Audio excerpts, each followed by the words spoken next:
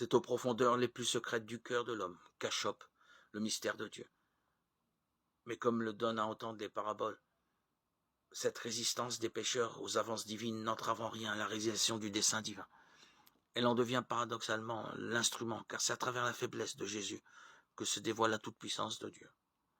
Cette faiblesse du Fils de l'homme a, il est vrai, des profondeurs de mort, et, conscient des horizons de sa mission, Jésus se décide à les laisser entrevoir. En une progression dramatique de 3 prédictions successives concernant son propre dessein, Jésus scande sa marche vers la mort et la résurrection. Ces annonces ne constituent cependant pas une sorte de point de départ absolu.